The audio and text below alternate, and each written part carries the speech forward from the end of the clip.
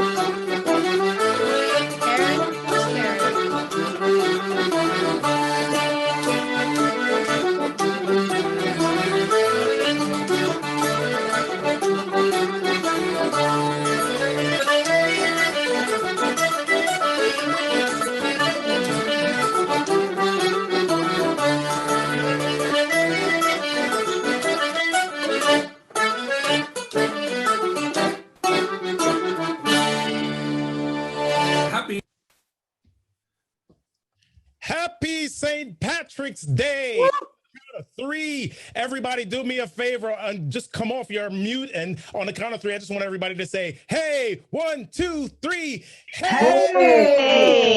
Hey! It's amazing. We're glad that you're here. Congratulations to the man, the myth, the legend, Dr. Irvine Nugent. Yes. My name is Robert Kennedy III. And for the true Irish folk, Robert Kennedy. Okineda. Yeah, you like that, right? So for those of you who don't know what Okineda means, it means helmet head. Yes. That's the true Irish meaning. Yeah, I'm so glad that everybody is here. Do me a favor. I see some people with some great outfits already. Kate and Fran, how are you doing? Kathleen, how are you doing? I love your green. Beth, DR. Beth, hey, Mason, Jimmy Brown. Where's Frederick? Frederick, I saw you have an amazing hat. Somebody check out Frederick's hat. Go to the gallery view and check out Frederick. Mike White and company. Hey, Mike, how you doing? Mary, Karen, good to see you. Heather, Namita, Susan, everybody is here. Sabrina, hey, Susan Symington, it's so good to see you. My goodness.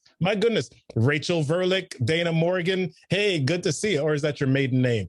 Anne O'Keefe, good to see you. Rob Berg, Michelle May. We've got all of Ireland in the house. How about that?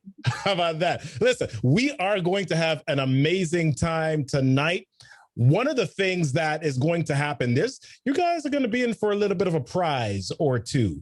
Oh, all right. So, Teresa, if you can do me a favor and put that link in the chat. We want to make sure that you're eligible for our prizes because we have some amazing judges and we are going to make sure that you're able to participate tonight. So if you have not yet registered, you want to click that link and make sure that you're registered to win prizes tonight. Okay. And your prizes are going to be based on wearing of the green. Check it out. I've got the green. Do you have the green? Okay. Michelle says she has red hair. I love it. Well, listen, I would love to introduce, actually, before I introduce the man for the evening, where's everybody logging in from? I'm coming to you. Let me put this in the chat. I want everybody to put this in the chat really quickly. Let's get some people in the chat. From Beltsville, Maryland, that's where I am. Okay, Karen's from Canada. They're coming in. Gaithersburg, Susan. Okay, love it. Alexandria. All right. Vancouver. Woo. Wow. Auckland. Okay, Potomac, New Zealand. Wow. We're worldwide. We're international today. Wanda's from Columbia, Southwest DC, Silver Spring. Hey, Linda, how you doing? Killarney, Ireland. Okay, come on, Jimmy. I think I got the accent just a little bit right. I'm close. I'm working on it. Okay, Tony from Ohio.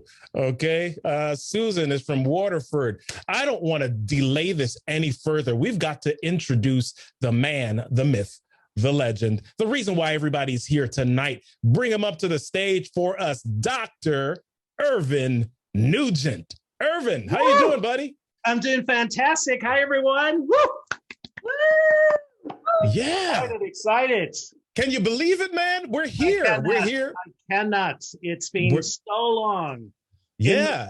But we're here. It finally happened. Yeah. And that whole process of a book, it's like birthing a baby. It goes through all of these different stages. There's the months, there's the first, second, and third trimester, and all of that. And now, wow.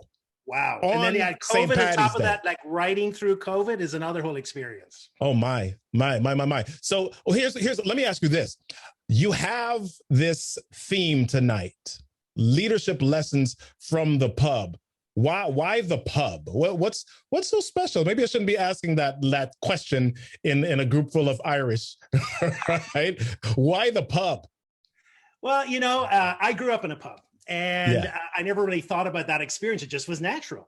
And as I work more and more with leaders, it's interesting. As I listen to them, one of the huge problems they say is, how do we engage employees? How do employees really want to be here? How do we improve the culture? And then I look back at that experience and I think, wow, the pub did that so naturally. For hundreds of years, people have gone there, wanted to go there. And they just didn't go there, but they showed up, they communicated, they were vulnerable with each other, they told great stories, they had fun or crack, as we say in Ireland. And And I said, there's an interesting connection here. There are lessons to be learned from this experience. Wow. Excellent. Let's keep this moving. So those are some amazing, that's an amazing response.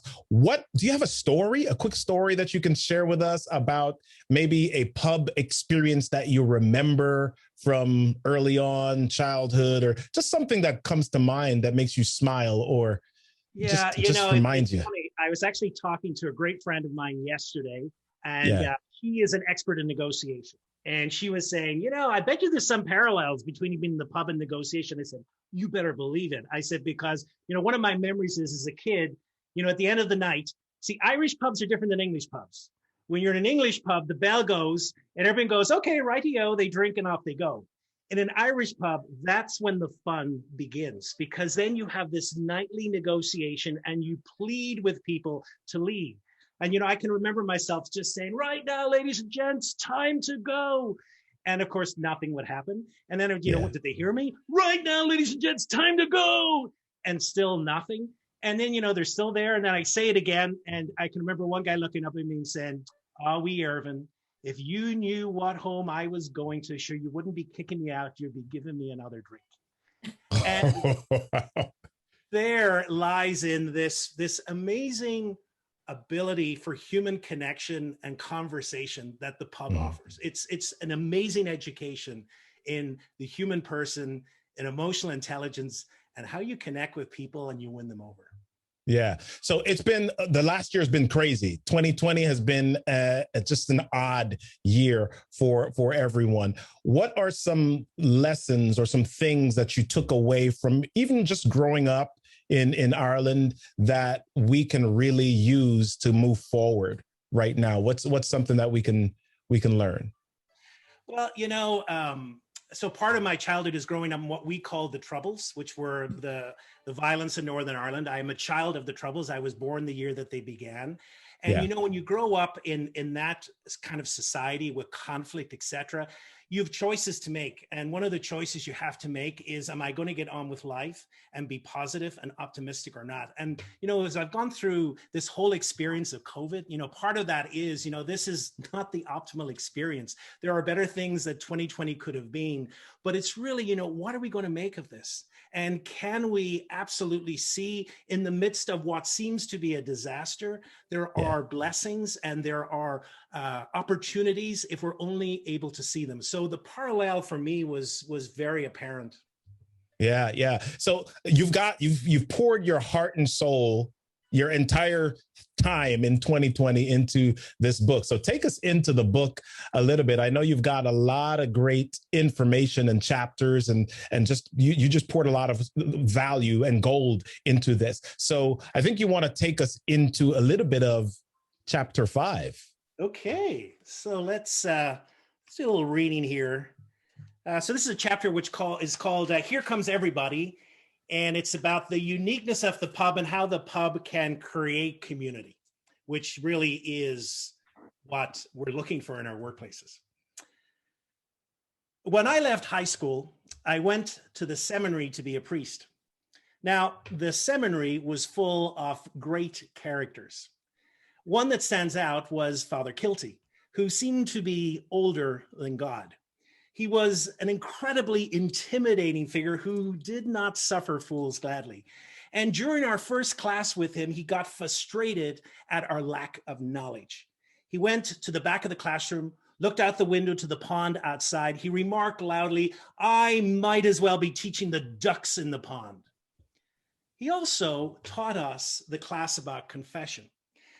In the introductory class, he asked us, where are the 3 most popular places for confession? Now, we scratched our heads, slightly confused by the question. Eventually, I raised my hand and said very proudly, an airplane that's about to crash land. Father Kilty took glee in saying no.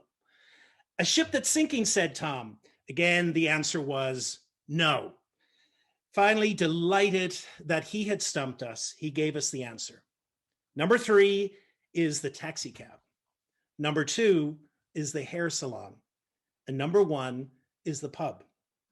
He was not speaking about the formal sacrament of confession celebrated mostly in a church. Rather, he was speaking about a place where people felt comfortable to talk about the good and the bad. Places where people talked about their struggles to someone who would listen and acknowledge them. And as I thought about growing up in the pub, I instantly knew that he was 100% correct. Over the past 10 years, a set of alarming statistics has emerged concerning the workplace. A 2016 Gallup study found that only 33% of employees are engaged and 51% are not engaged and have not been for quite some time. These are staggering figures and a huge challenge for leaders. The pub, however, has many insights on engagement and the power of building community, where customers feel they belong and are fiercely loyal through thick and thin. Father Kilty's insight into confession at the core of this phenomenon. You see, the pub is more than a place to go and have a drink. Indeed, my father used to say, I'm not in the business of selling drink, rather I'm offering a home where everyone is welcome. The pub is a community. It's a place where neighbors and friends meet. It's a place where people felt accepted and included, warts and all. The pub is a safe space. And it's only possible to be vulnerable if you feel that you're on friendly ground. It's their local, it's the place where they belong. The pub is a place where people can be real and where the messiness of life is accepted and celebrated. In many ways, it's the living version of Facebook, where people update others on what's happening in their lives. The pub is also a place where strangers are welcomed and brought into the circle. When someone new walks into the pub, it's not long before someone is chatting with them and asking their name and where they come from. While this inquisitiveness might make some uncomfortable, it comes from a place of genuine curiosity and a desire to bring the stranger into the fold. Wow. Wow. Wow. That is awesome. I think just hearing you read that is so powerful, Irvin. And the lessons that you're pulling from the pub are amazing lessons. So I want, just as we're talking about pubs, as we're talking about, I think some people, Diane says, I would have loved to have a drink in your father's pub. Maybe you can. Maybe you can. So we're going to share with you really quickly a little bit of a demo about how you can maybe have a drink in Irvin's father's pub. Check this. Sparrows. Let me see you. I can see it. Good afternoon, ladies and gentlemen, and welcome. Happy St. Patrick's Day. My name is John Ware. I'm a mixologist from New York City that Irvine reached out to for this Irish coffee St. Patrick's Day demonstration, and sounded like a great idea to me, so I was totally on board. The Irish whiskey that I'll be using today is Writer's Tears, which is a copper pot still Irish whiskey. Really wonderful stuff. Hints of peat in there, but really nice and nutty and full-bodied, which is all the things that we need for this cocktail. We're also going to need hot brewed coffee. We're going to need 4 ounces of it. We'll need Demerara sugar syrup. That'll be mixed 1-to-1 with water. Preferably, we like to do it by weight. So if you do have a scale, use 100 grams of Demerara sugar and 100 grams of water. Ultimately, you can just do 4 ounces by volume of each one, and that'll be fine. We're also going to need heavy whipping cream. I would say something like 3 to 4 ounces. You won't use all of that necessarily, but what you'll be doing is you'll pour it into a bowl and you'll be whisking it in order to get it to that really nice Goldilocks zone where it is still pourable, but not so stiff, and not so stiff that it peaks, because then you'll have problems getting it to layer nicely on top of the cocktail. What I've done is I've already started to whip that because it does take a while. I've added just a dash of my Demerara sugar syrup to it to give it that nice caramel nutty undertone that goes really well with the whiskey and with the coffee as well. And when I say I started it, I mean, I probably whipped this for, I don't know, 60 to 120 seconds before I started this. So then basically when you've gotten to that point, you can pour the rest of the cocktail and then we can kind of go from there. So In order to assemble the cocktail itself, you'll use 3/4 ounce of that Demerara sugar syrup. And fun fact, if you don't have a jigger like I do, that's totally fine, because 1 tablespoon equals 1/2 ounce. So you'll basically be doing 1.5 tablespoons. Following that, we're going to add our Irish whiskey. We're going to use 1.5 ounces, which is a nice sort of light pour. Most cocktails that you find with really any spirit is mostly going to be 2 ounces. But this is just a little bit of a lighter pour to allow enough volume of coffee to go in the drink. And then it's going to be that 4 ounces of our hot, fresh brewed coffee. 4 ounces equals 1/2 cup. So I'm going to be using my measuring cup here.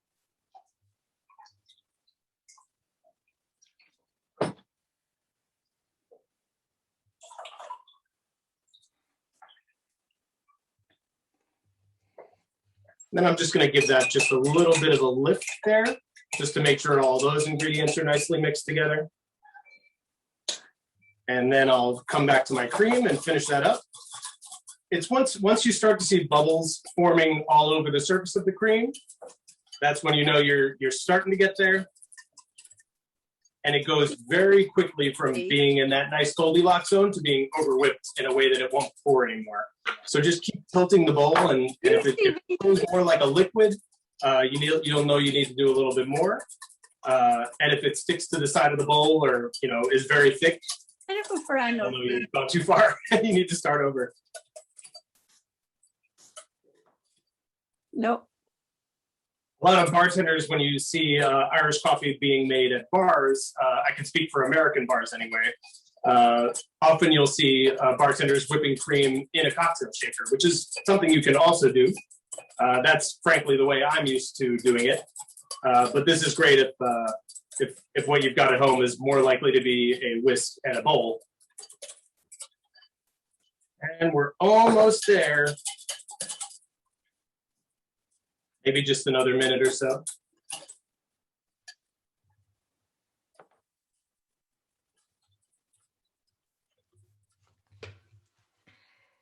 What I like about this whiskey, again, is the fact that it is a copper pot still pure whiskey.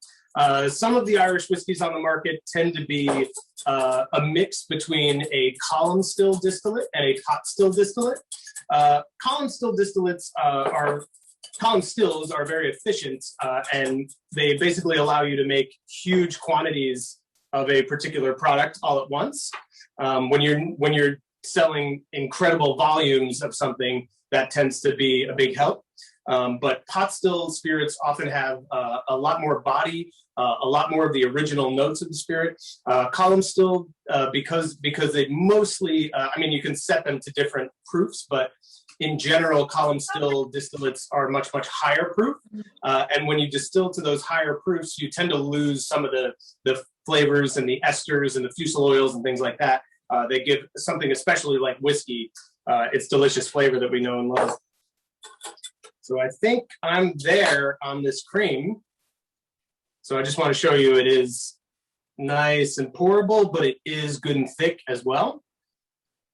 And this mixing glass with a pour spout is going to help me pour and layer really nicely on top of the cocktail. Did you get it on your And that right there, oops, is our finishing touch. And there we have the Irish coffee.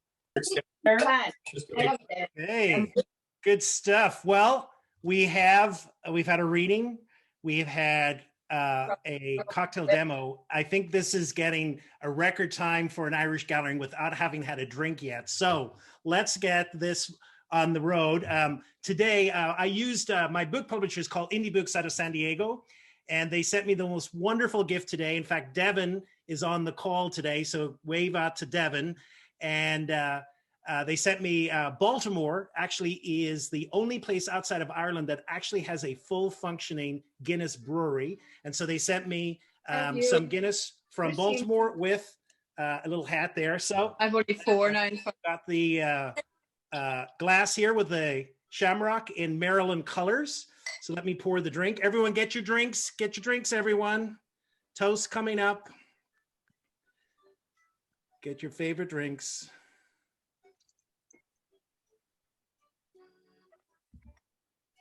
By the way, there's a little funny story in the cover of the book. This is from a great pub in DC, one of my favorite, Kierwan's on the Wharf. Shout out to all the Wharf people, woohoo, and the VO friends. But I went in for the photo shoot, and one of the things that the Mark Kierwan, who's the owner there, said, well, you might as well go and pour a pint yourself. Now, I haven't poured a pint for 20 years.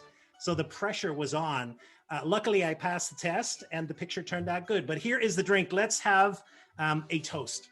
And tonight I want to toast those and everyone who has loved us and supported us. I just want us to bring those people to mind. I want us to bring to mind people who have picked us up whenever we've fallen. I want us to bring to mind people who have helped us get through this year, which we've called COVID, and have extended themselves, and we've made friends, perhaps virtually, to people we'd never known before. And just bring them to mind. And so I wrote a blessing for a beer mat that I'm going to bring with the book. And so here's the blessing tonight as the toast. May the love of friends bring you warmth. May your dreams bring hope to your heart. May your proudest moments bring a smile to your face. And may every breath remind you that you are here and that you have overcome. Sláinte. Stop it.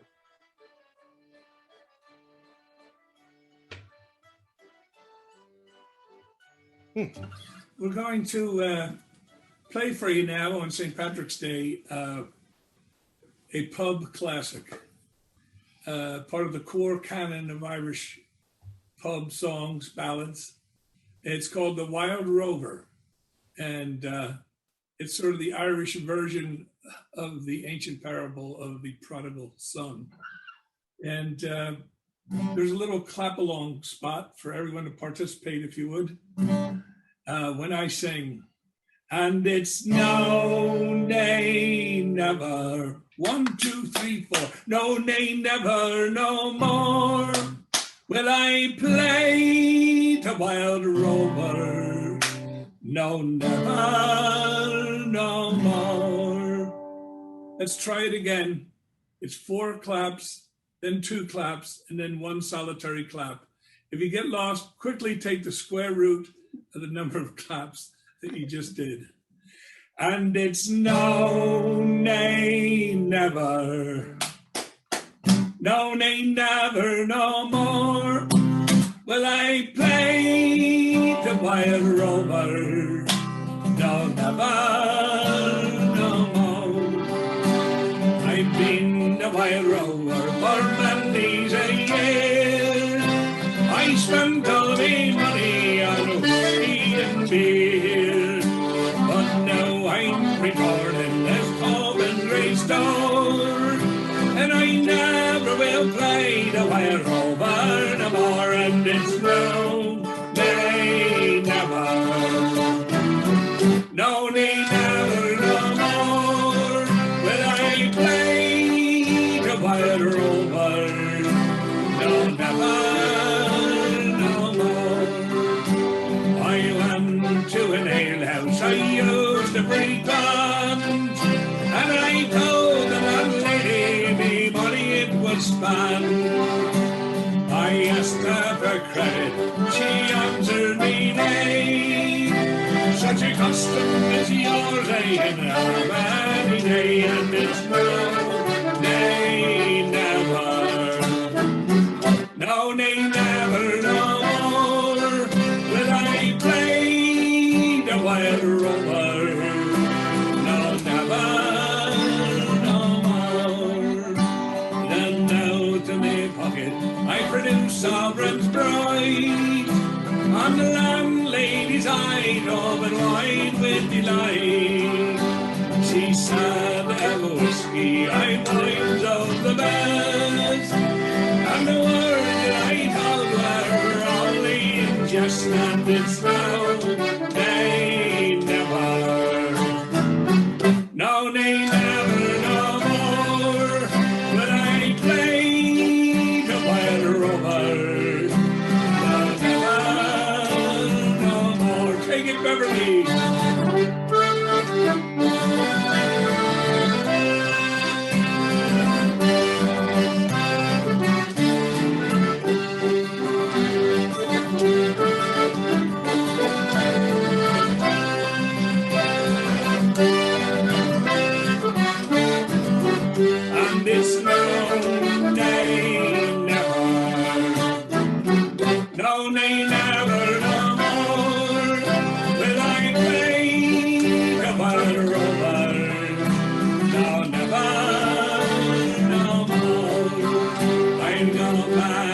me parents confess what I've done.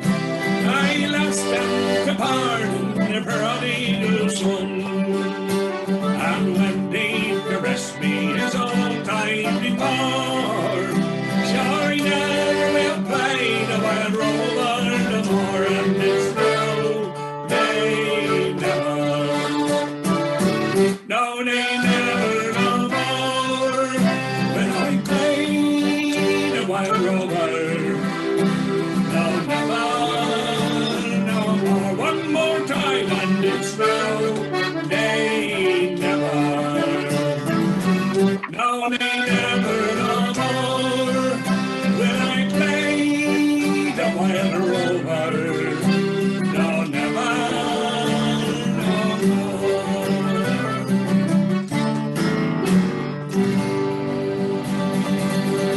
no more. All right. Well, it's no, nay, never. Yes. Was that fun? Are you guys having fun? If you're having fun, just type yes in the chat. Type yes. I want to see a lot of yeses just strolling through the chat. Oh, yeah, with 4,000 exclamation marks. I love it. I love it. I love it. Yes. Heck yes. Yes. Fun. Woo. Thank you, Alan Schiff. Tony Bell, what's happening? Rachel. Hey, Wanda Campbell. So glad that you guys are in the house to celebrate the man, the myth, the legend, Mr. Irvine, Dr. Irvine Nugent for his launch release here. Leadership lessons from the pub. So here's what I want to do. I want you to answer a couple of questions here. Let's see how well you know Ireland. How about that? Let's do this, okay? So I'm going to launch a poll here, and it says, which two countries drink more Guinness than Ireland? USA, United Kingdom, Australia, Nigeria, Brazil, Japan, Germany. What are your choices? What are your choices? Oh, they're filling up. We've got about 30% of you that have voted so far. And all right, 43%. Let's see if we can get at least up to 90% here. And then we'll release our results really quickly. Hold on. We're up to 71%. Come on. I need a few more of you. We're at 75 right now. 80%. Yeah, we're getting there. We're getting there. Come on. Let's go. Let's go. Let's see if we can do this in another 10 or 15 seconds. 80% of you. All right. 82% of you. I need about 6 more of you to vote. If you haven't voted yet, just 6 more, 83%. We're climbing up there. It's not a trick question, Tony Bell. Martin says, definitely Nigeria. Here we go. We're at 85%. Come on. I need about 3 more of you to vote. Let's do this. Let's do this. Let's get there. We're at 85% and holding. Come on. I need just a few more of you.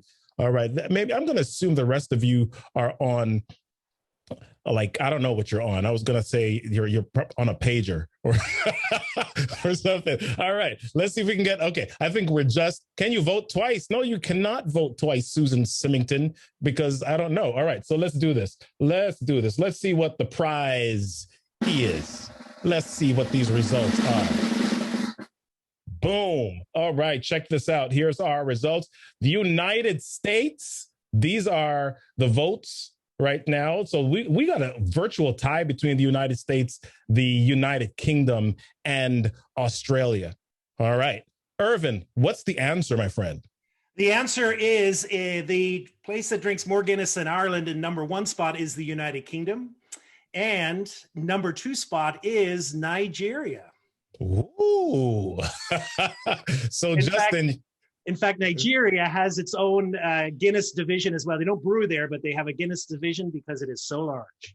Wow. Okay, cool. So drinking Guinness is quite important in a couple of other places. So let's go with the second one. Second question here. And here it is. Although the population of Ireland is 5 million, how many people worldwide have Irish passports? Is it 10 million, 15 million, 20? I didn't have 15, 10, 20. I can't read right now. 40. I think it was that drink thing that my friend demoed, the Irish cream coffee. I don't know what it was. All right, 40 million, 60 million, 80 million. Let's see. There are a couple of, I think we've got a smart group here. We'll see what's happening. We've got about, let me see how many, 80% of you have voted. So let's see if we can get up to 90 this time. We've got 86% of you. Ooh, we're crawling up a little bit further this time. Okay, let's see what we've got. All right. I think we're capping out right now. 87%. Ooh, let's see. All right, here we go. Let's see what we've got. Okay, the correct answer. Oh, the correct answer is 80 million people have Irish. Are you serious? I am totally Not serious. one person voted for 80 I know, 80 million. Really, people? Wow, that is awesome. Wow. So this is so what that means is that people from Ireland live a long time. Although there are 5 million there now, the passports are from, I don't know, 50 years ago or 70 years ago or something. Yeah. Some people's passports are older than God, according to Irvine. I don't know. All right. Wow. All right.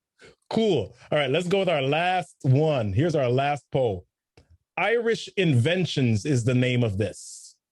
Which of these was invented by an Irish person? The submarine, hot chocolate, the syringe, the ejection seat, color photography, the portable defibrillator, croquet, or the cure for leprosy? Wow, leprosy. How old is leprosy? That's like biblical, man.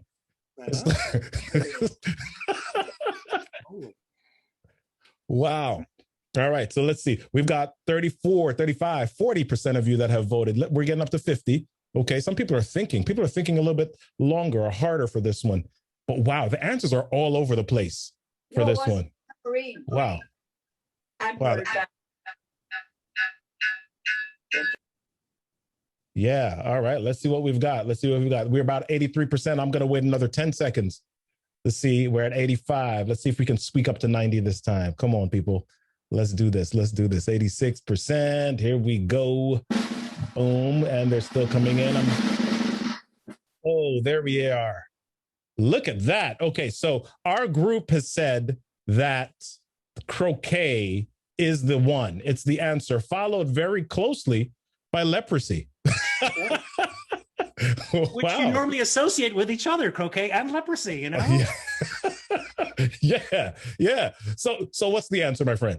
The answer is, I'm sorry to do this, folks. It was a little bit of a trick, but the good news is for all of you that got wrong answers, you're totally right because everyone is correct. Irish people have invented every single one of those. Wow, that's amazing. And in this year of where we're about to get our vaccines, aren't you glad that someone invented the syringe? Ooh, that's important. Yeah. That's true. The syringe and the cure for leprosy. True. Bang for your buck. How about that? All right. Awesome. All right. So excellent. So listen, what's been amazing for us, we've absolutely loved seeing all of the green tonight. I've got green, but Irvin's is a little bit fancier than mine. No, let's keep Irvin on the screen. I want everybody to see his green. I want everybody to see his there we go. Look at that. Perfect. And he has the strategically placed green flowers in the background and the pub. He's got it all. He's got it all. So what we've been doing is we've been going through and we've been judging you. Yes, we've been judging you. We've been criticizing you and over analyzing you and all of that stuff. So our judge, we've gone through and checked out which of you has the best green outfit tonight. So I'm going to invite our judges, Chief Judge Tony Bell. Let's bring Tony on up. And Tony's going to share with us the wearing of the green. All right, Tony. Okay, I'm here and I'm unmuted. This has been a joy to watch people with their green. Yeah. So in first place, we've got Karen. Let's give a big drum roll for Karen. Come on, let's bring Karen up. Come on, let's bring Karen up. Karen has an amazing hat and her bow, and I've just been enjoying her so much. So yay, Karen. Love it. Oh my goodness, you are lucky. And we're lucky that you're here today. So wow, amazing. All right. Let's keep Karen there. Let's keep it going. Yeah. All right. In second place, we have Mike White, because there's two of them. There's two people in their screen. And I love how intently they were having a conversation during the mixologist as well. I don't know what they were planning, but it was awesome. And in third place, it would be Mark Levin. And I don't know if it's Levin or Levine. But I think that it's Levin. Thank you, Mark. And I think for the sheer fact, I know he's got the cool glasses, but the fact that the man was dancing, he was dancing a jig early, and I kept watching him. So he brought that whole vibe. So there Love we it. go. We have our top 3 winners.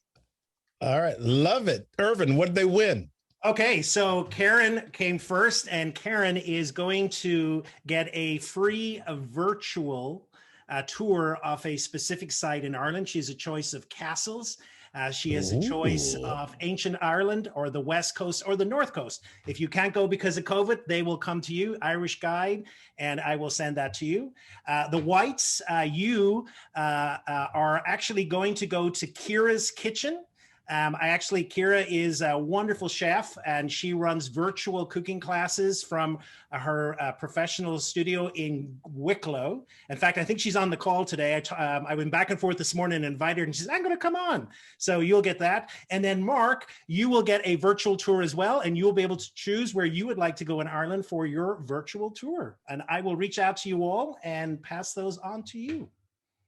Love it. Love it. Give them a round of applause. Everybody. Hold on one second. Let me make sure that I have my applause working. All right. Love it. All right. Excellent. Love it. Love it. Give them some more applause. Give them some more applause. Yeah. Yeah. Come on.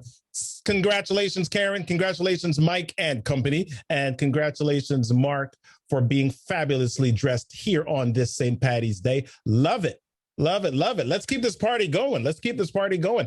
Irvin. Oh, Tony Bell. Thank you. Thank you for being our judge. Thank you for being our judge. Appreciate all of you.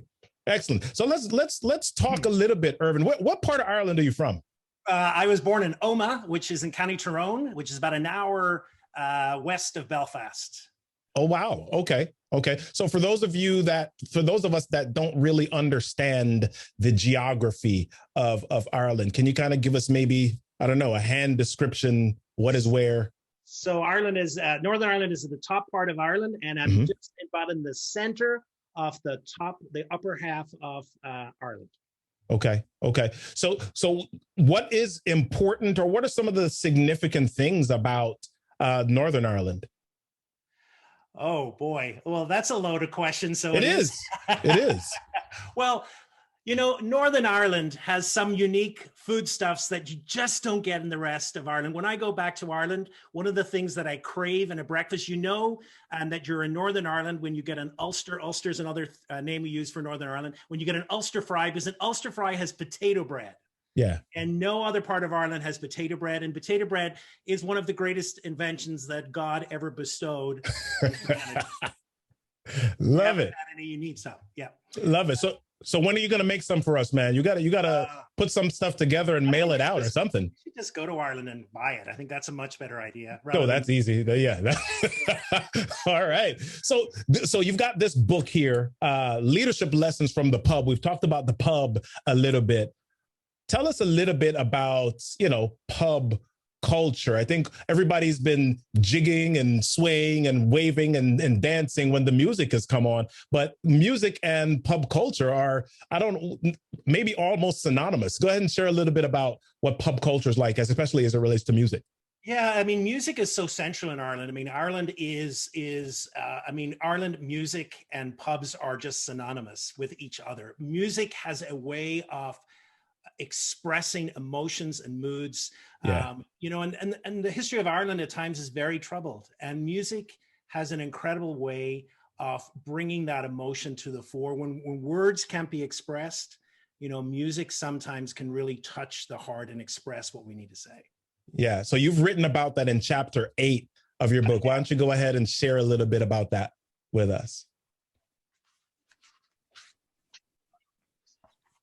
So the chapter is called When Words Fail, Music Speaks. Less than 2 years after the bombing of our pub in 1973, our new pub opened, and Dad took the opportunity to make 2 changes. The first was expanding the bar lounge with a large dance floor that could accommodate live music. And second, he built a house separate from the pub at the other end of the parking lot. Should the pub ever experience a bombing or fire again, we would not lose our home as well. I spent most every weekend of my teenage years working in the pub and enjoying the live music. In the 1970s and 1980s, The who's who of local music came and played there, including such acts as the Dewdrops, Snowbird, the Playboys, and Frank Chisholm and the Fashion. Now, Frank Chisholm did an Elvis impersonation that always drew a large crowd. Music has been at the center of Irish life, and in particular, the center of the pub. Traditional Irish music has its origins in the East. The Celts came from Central Europe around 500 BC. They settled throughout Europe, but most especially in Ireland, Scotland, Brittany and Northwest France, and Galicia in Spain. If you listen to the music of these places, you'll hear parallel melodies and combination of similar sounding instruments. Many pubs have musical evenings when people from the local community bring their instruments and play. It's a non-stop celebration of sound and storytelling, making sure that the evening is full of crack. It's hard not to listen and feel part of something bigger than you. However, it's not just about the music, it's the warm atmosphere, a place to belong through the good and the bad. Managing a pub in the years of the Troubles in Northern Ireland was no easy feat. It took a tremendous part of resilience on my family. Yet the pub played an important role in creating a space where people could go and draw resilience from each other. The pub was able to hold the breadth of human emotions, celebrating in good times and acknowledging and being present in bad times. In many ways, it was a sacred space.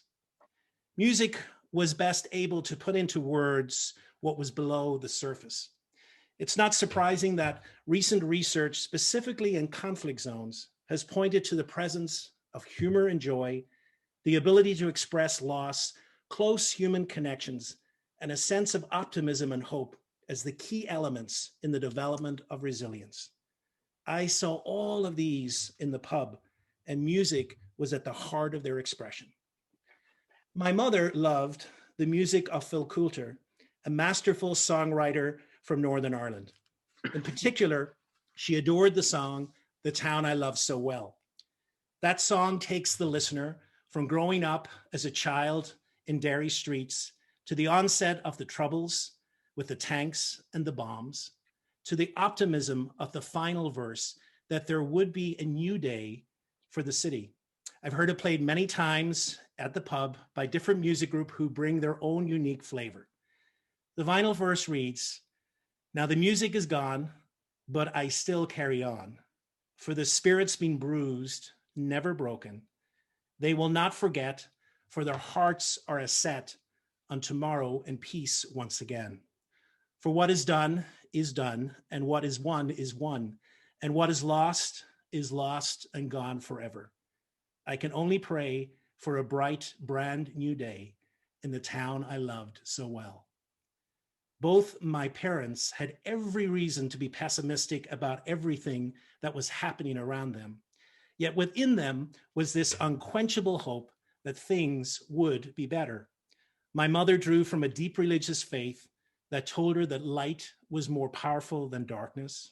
My father had a faith in the goodness of human beings and their ability to get along and to make peace.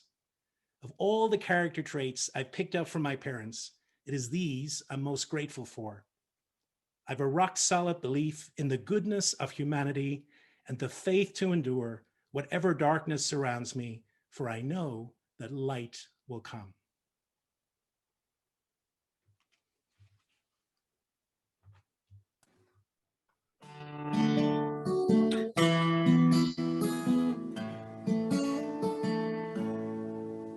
In my memories, I will always see the town that I have loved so well, where my school played ball by the gas yard wall.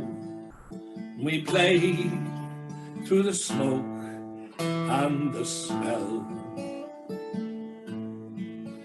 going home in the rain, running up the dark lane, past the jail and down behind the fountains. Those were happy days in so many, many ways, in a town I loved so well.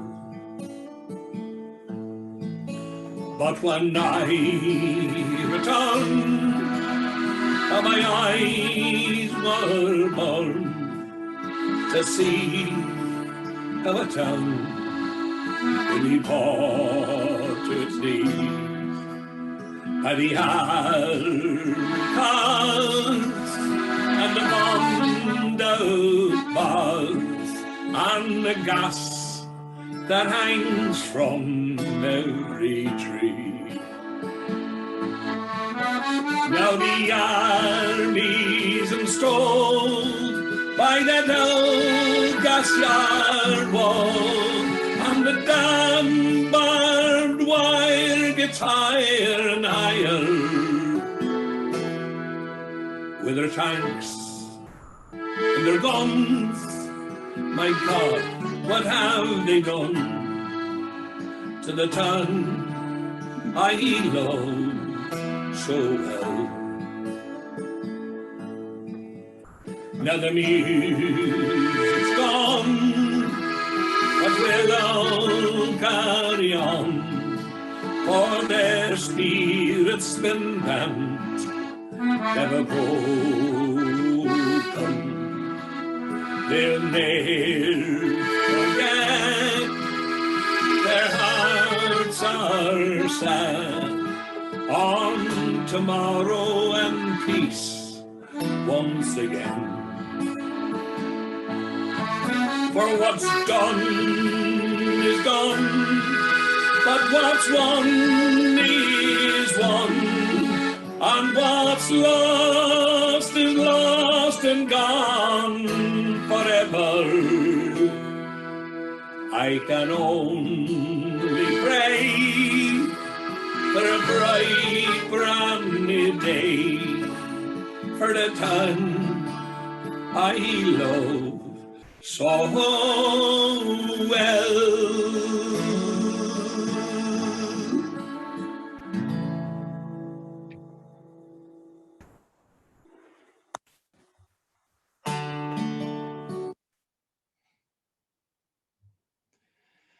Well, that's a special song, and I think an insight into how Irish music can lift you up, but can also touch the corners of your emotions and really help you express some of those deepest thoughts.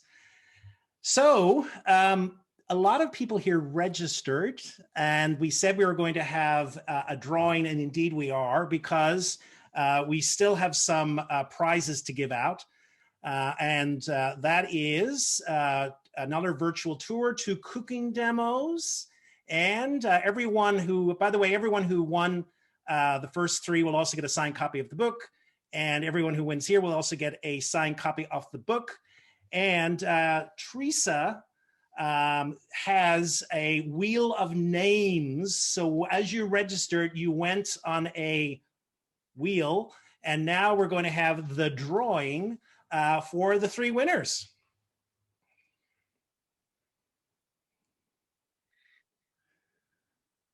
Okay, so winner number 1, this is for a virtual tour and a signed book.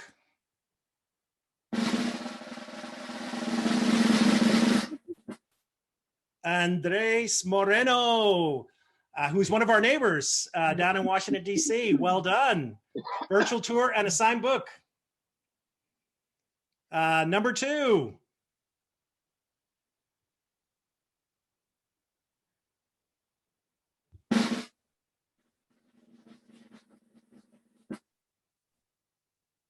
Mara Ormond. Mara Ormond, well done. You'll get a cooking class at Cara's Kitchen.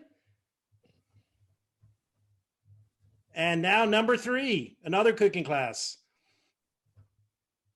And Valerie Nolbach, who is up in New York, I think. Well done, Valerie. Congratulations. You will send you your cooking lesson as well as a signed copy of the book. We got one more. We're going to have to give away 2 more books, 2 more signed copies of the book. And Lori Lasiega. Well done, Lori. I will be contacting you and inscribe the book for you. And one more winner, a final winner. And Mary Nolan.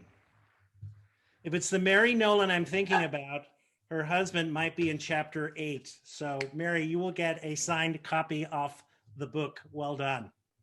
Excellent.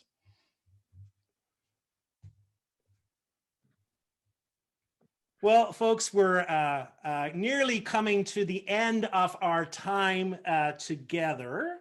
And what I wanted to do was to share some information about the book. The book is now live. It is available on Amazon and Barnes & Noble and on Apple iBooks. Thank you to so many of you. Oh my God, you've written to me today, buying copies of the book. You got the book, you've been sharing it. A friend today wrote to me, said, I just bought 20 copies. I'm going to give it to friends, etc. So thank you. Actually, I was just looking before I came out, and one of the rankings on Amazon is in behavioral psychology, which the book kind of falls under because of emotional intelligence. And it is #1 in new releases today. So there you go. Well done. And that's because of you. But if you are so moved, please go purchase the book. It is full of insights. And really, you know, I wrote the book because I passionately feel it's my mission to bring healing and connection, and especially to our world and to the workplace. And we do that by making, you know, growing in our emotional intelligence and just creating spaces that are human and which we can find connection. We can find someone who listens. We can find people who are ready to be with us, not just in the good, but also in the bad. And we're craving for this. So the book is packed with stories to help us to do that and some exercises. There's an online course that comes with the book as well, just to give people practical tools. If you feel this book would be suitable for someone you know, please share it with them. I would deeply appreciate that. And then one last thing, when you've read it, if you could please just leave an honest review on what you thought of the book on Amazon, that would be greatly appreciated. I'm going to try and get 100 reviews. So if you could just do that as well. And one last thing, sorry, the Kindle version is on sale. It is 99 cents and will be for the next week. Awesome, awesome, awesome. Listen, Irvine has been very humble and very soft-spoken about this, but you guys have to go out and get this book today. Make sure that you grab that and you just go to Amazon and type in leadership lessons from the pub. Once you purchase that, it's critical that you leave a review. Here's what happens when you leave a review. Not only does it say to other people that this is an amazing work that has been done by the author, but it also allows people to see it a little bit more, right? When things have more reviews, they're usually higher in the rankings. So we want to make sure that this amazing work from this gentleman from Ireland is in the top of everything on Amazon. So make sure that you head on over there tonight. Don't wait until tomorrow. You know how people are. You know how we are. You're going to go home and you're going to mix something and you're going to forget. So make sure that you grab that tonight, and Irvine will send you a what do they have to do to get a signed copy again? Tell me. If you want to do a signed copy, all you need to do, you can go to my website, but there's a link there to my email, but just send it to my email, irvine@irvinenugent.com. Say you want a signed copy, and I can make that happen, and I will be more than happy to send it out. I will also include some nice beer coasters in that as well, with a little Irish blessing, which I wrote, and it comes in a wonderful big green envelope, so you can't miss it. Okay, love so it. If you want a signed copy, just reach out to me, and I'm more than happy to do that. Love it. This has been an amazing evening, Irvine. Congratulations to you for this work and for being able to launch this. We're about to get out of here, but we also want to thank the artists for the evening. I don't know that they're here, but they've done a fabulous job. Liam's Fancy, they have done a really good job with all of the music and the videos that you've seen tonight. So we definitely want to thank them as well. And we're going to close out with another song from them called Whiskey in the Jar. Okay, let's dance, everyone. As I was roaming over the Calgary mountains, I met with Captain Farrell and his money he was counting. I first produced me pistol and then produced the rapier. Stand down and deliver by you are about the seaver with your remedy. Rock all the daddy-o, there's whiskey in the jar. He counted out his money, it made a pretty penny. I put it in me pocket and I took it on to Jenny. She sighed and she swore she never would deceive me. And I never take these women for they never can be easy with your Walk all the daddy-o, walk all the daddy-o, there's whiskey in the jar. I went up to my chamber, called for the name to slumber. Trimmed the golden jewels and for sure it was no wonder. Her Jenny, the roomy charges, she filled them all with water. Sent for Captain Farrell to be ready for the slaughter with your walk all the daddy-o, walk all the daddy-o, there's whiskey in the jar. 'Twas early in the morning, before I rose for travel, up comes a troop of footmen shore, and likewise Captain Farrell. I first produced me pistol, she stowed away the rapier. I couldn't show the water, so a prisoner I was taken with your walk all the daddy-o, walk all the daddy-o, and whiskey in the jar. Yeah!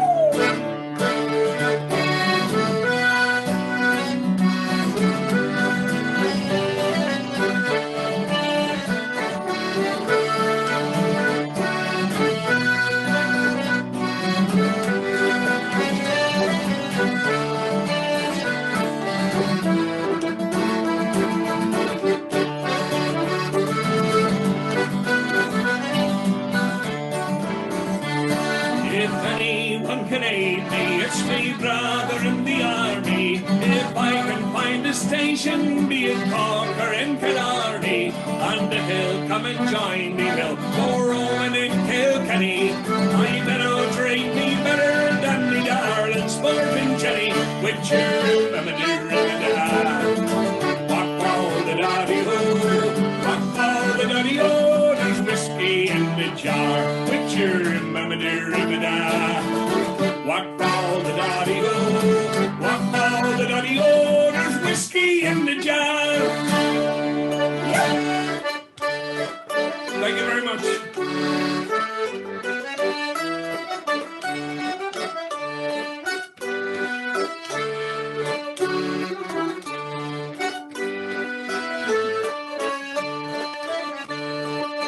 Have a good evening. Good night, John Boy. Thank you, everyone. Congratulations. Thank you. The music's going to play. Hang out. Good job, everybody. I don't want it to end. Great job. Thanks, everybody, coming.